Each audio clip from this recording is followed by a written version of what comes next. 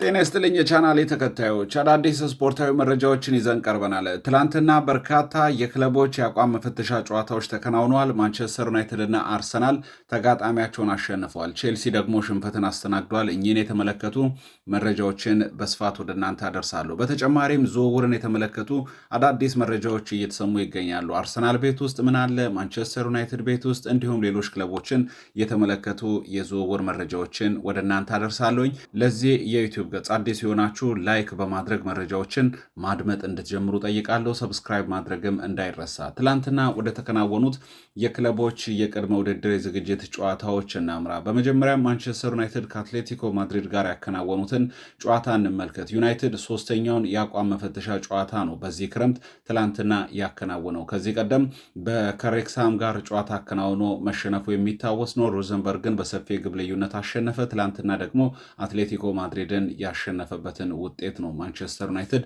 ማስመዝገብ የቻለው። ትላንትና ይህ ጨዋታ 2-1 በሆነ ውጤት ነው የተጠናቀቀው።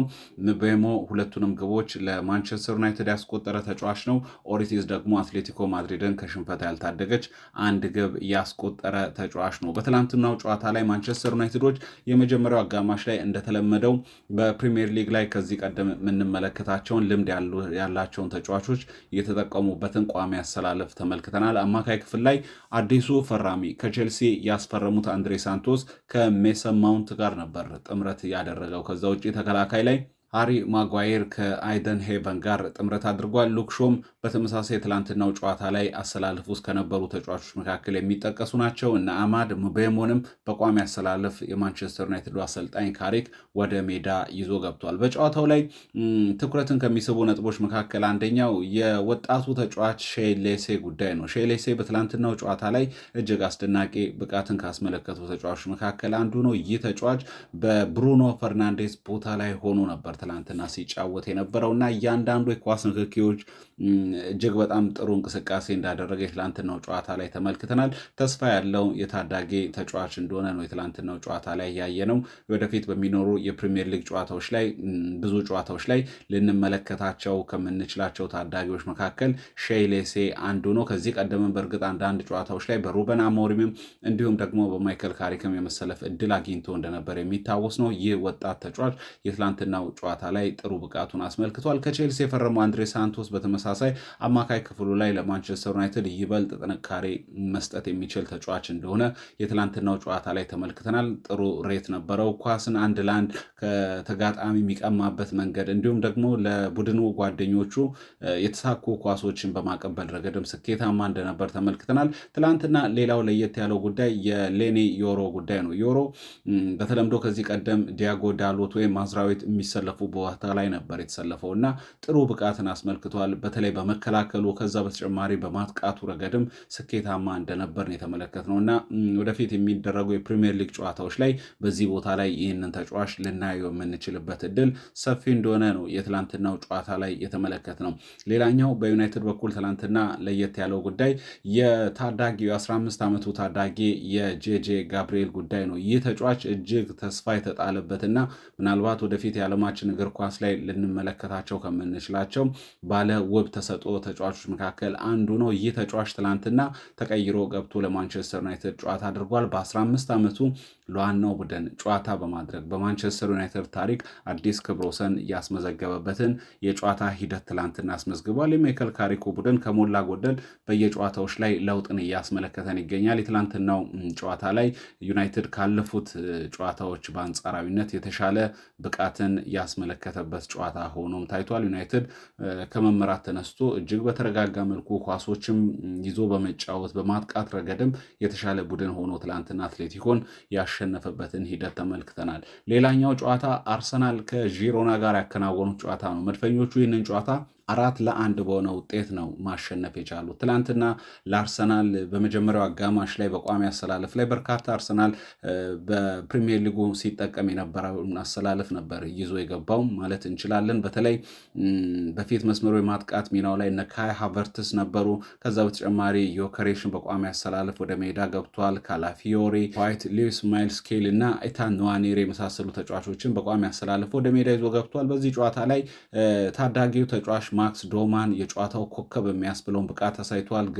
ግብ አስቆጥሯል። ከዛ በተጨማሪም በጨዋታው ላይ ተጽዕኖ መፍጠር የቻለ ተጫዋች እንደነበር የትላንትናው ጨዋታ ላይ ተመልክተናል። ለአርሰናል የአሸናፊነት ግቦችን ካይ ሃቨርትስ፣ አዲሱ ፈራሚ ዞሌስ፣ ዳውማን እና ጄሱስ ናቸው ማስቆጠር የቻሉት። በነገራችን ላይ አዲሱ ፈራሚ ክሪስቶስ ዞሊስ ትላንትና ጥሩ ብቃትን ለአርሰናል ደጋፊዎች ተስፋ የሚሰጥ እንቅስቃሴን አሳይቷል።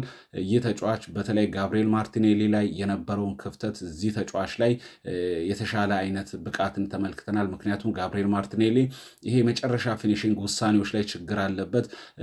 ፍጥነት አለው፣ ማስጨነቅ ይችላል። ይሁንና ግን የመጨረሻ ውሳኔዎቹ ልክ አይደሉም የሚል ተደጋጋሚ ትችት ይነሳበታል። ክሪስቶስ ዞሊስ ግን ትላንትና በነበረው የጨዋታ ሂደት ላይ ይህንን ክፍተት መቅረፍ የሚችል አይነት ተጫዋች እንደሆነ ነው የተመለከትነው። አርሰናሎች ይህንን ተጫዋች በ40 ሚሊዮን ዩሮ ነው ያስፈረሙት። እጅግ በጣም ተስፋ የተጣለበት ግብም ጭምር አስቆጥሯል።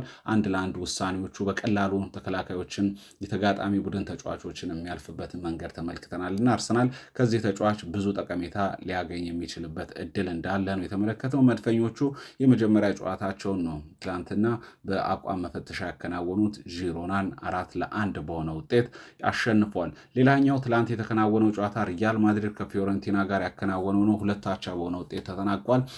ኤንድሪክ እና ሲርላ ለሪያል ማድሪድ ግቦችን ያስቆጠሩ ተጫዋቾች ናቸው። ፒኮሎ እና ሞይሴኪን ደግሞ ለፊዮረንቲና ግቦችን አስቆጥሯል። ሪያል ማድሪድ በመጀመሪያው አጋማሽ የተሻለ ቡድን ነበር። ይሁንና ግን በሁለተኛው አጋማሽ በተለይ ለታዳጊ ተጫዋቾች የመሰለፍ እድልን ከሰጡ በኋላ በፊዮረንቲና የተበለጡበትና 2 ግቦችን እያስተናገዱበትን የጨዋታ ሂደት ትላንትና ተመልክተናል። ሌላኛው ጨዋታ የለንደን ክለቦችን ቼልሲንና ቶተናምን ያገናኘው ጨዋታ ነበር። ቼልሲና ቶተናም የለንደን ደርቢ ክለቦች ናቸው። ከዛ በተጨማሪ በፕሪሚየር ሊግ ላይ ከዚህ ቀደም በሚያደርጉ ጨዋታ እናውቃለንና 2-1 በሆነ ውጤት ቶተናም አሸንፏል። ቶናሊና ሪቻርልሰን ለቶተናም ግቦችን አስቆጥሯል። ለቼልሲ ደግሞ ስቴቫኦ ብቸኛዋን ግብ ያስቆጠረ ተጫዋች ነው። በዚህ ጨዋታ ላይ ቶተናም ለዋና ቡድን ለአዳዲስ ፈራሚዎችም ጭምር የጨዋታ እድልን ሰጥቷል። በቼልሲ በኩል ወጣት ተጫዋቾችን ነው በብዛት የተመለከተው። ሌላኛው ጨዋታ ማንቸስተር ሲቲ ከኢንተር ሚላን ጋር ያከናወኑት ነው። 1-1 በሆነ ውጤት ተጠናቆ በመለያ ምት ትላንትና ኢንተር ሚላን ይህንን ጨዋታ አሸንፏል። ትላንት 1-1 ሲለያዩ ሙባማ ለማንቸስተር ሲቲ፣ ቤንጃሚን ፓቫር ደግሞ ለኢንተር ሚላን ግቦችን ያስቆጠሩ ተጫዋቾች ናቸው።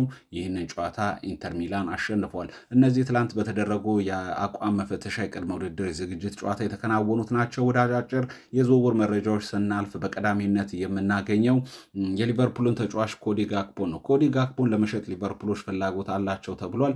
97 ሚሊዮን ዩሮ ማቅረብ የሚችል ቡድን ካለ ኮዲ ጋክፖን ለመሸጥ ሊቨርፑል ዝግጁ ነው የሚል መረጃ ወጥቷል። ሊቨርፑሎች ከዚህ ውሳኔ ላይ የደረሱ ተጫዋቹ በቡድኑ ብዙም ደስተኛ አይደለም የሚሉ መረጃዎች እየወጡ ይገኛሉ።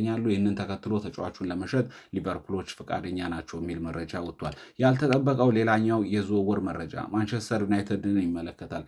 የዩናይትዱን የፊት መስመር የአጥቂ ስፍራ ተጫዋች ቤንጃሚን ሼሽኮን ለማስፈረም ባየር ሙኒኮች ፍላጎት አላቸው ተብሏል። አሁን ላይ ሳይሆን ይህንን ዝውውር ማንቸስተር ዩናይትዶች በቀጣይ የዝውውር መስኮቶች ላይ ማከናወን ይፈልጋሉ ተብሏል። ምክንያቱም ደግሞ የሃሪኬን ሁነኛ ተተኪና ወደፊት ለረዥም ጊዜ ለመጠቀም ካሁኑ ኢላማ አድርገው እየተንቀሳቀሱ ይገኛሉ። ይህ ተጫዋች ደግሞ ቤንጃሚን ሼሽኮ ነው የሚል መረጃ ወጥቷል።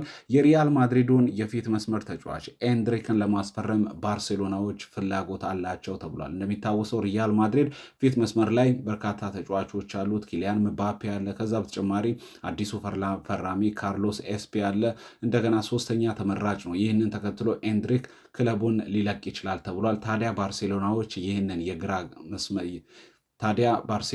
ይህንን የግራ እግር ተጫዋች ኤንድሪክን ለማስፈረም ፍላጎት አላቸው ተብሏል። ሪያል ማድሪድ ለተቀናቃኙ ባርሴሎና አሳልፎ ይሰጣል ወይ የሚለው እጅጉን እያነጋገረ የሚገኝ ጉዳይ ነው። ውድ የቻናል ላይ ተከታዮች ለዕለቱ ያዘጋጇቸው ስፖርታዊ መረጃዎች የተከታተላችሁትን ይመስላል። በያላችሁበት መልካም ጊዜ